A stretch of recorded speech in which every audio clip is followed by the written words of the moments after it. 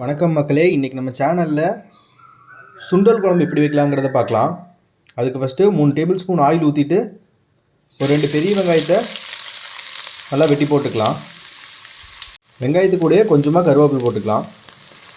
குருமா வைக்க வெங்காயம் இந்தளவுக்கு வணங்கியிருந்தால் போதும். ஒரு 2 தக்காளியே போட்டுக்கலாம்.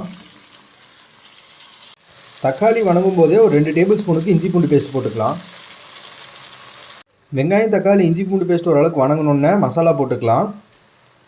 3/4 ஸ்பூனுக்கு மிளகாத்தூள், 1 ஸ்பூனுக்கு மல்லித்தூள், 3/4 ஸ்பூனுக்கு கரம் மசாலா,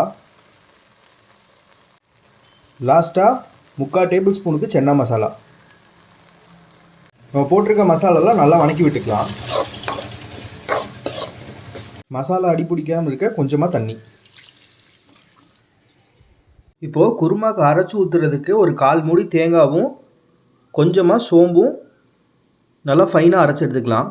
மசாலா இந்த அளவுக்கு குக் ஆனோடனே நம்ம சுண்டல் போட்டுக்கலாம்.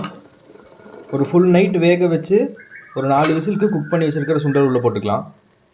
சுண்டல் போட்டோடனே நம்ம அரைச்சி வச்சுருக்கிற தேங்காவும் சோம்பும் ஊற்றணுன்னே நம்ம குழம்புக்கு எந்த அளவுக்கு தண்ணி வேணுமோ அந்தளவுக்கு தண்ணி ஊற்றிக்கலாம். குருமா நல்லா கொதிக்கும் போதே ஒரு 3/4 டேபிள் ஸ்பூனுக்கு உப்பு போட்டுக்கலாம். இந்த சைடில் இருக்கிற நுரையெல்லாம் போய் குருமா நல்லா கொதிச்சு வரணும். அந்த வரைக்கும் நல்லா கொதிக்க வச்சுக்கலாம். நம்ம சுண்டல் குருமா சூப்பராக ரெடி ஆயிடுச்சு. நுரையெல்லாம் ஃபுல்லாக போய் நல்லா கொதிச்சு வந்துருச்சு. இந்த டைமில் கொஞ்சமாக மல்லித்தலை சேர்த்திக்கலாம். இந்த குருமா பார்த்திங்கன்னா இட்லி, தோசை, பூரி, சப்பாத்தி எல்லாத்துக்குமே சூப்பராக இருக்கும். மறக்காமல் ட்ரை பண்ணி பாருங்கள். வீட்டில் செஞ்சு பார்த்துட்டு எப்படி இருக்குன்னு சொல்லுங்கள். மறக்காமல் சப்ஸ்கிரைப் பண்ணிடுங்க.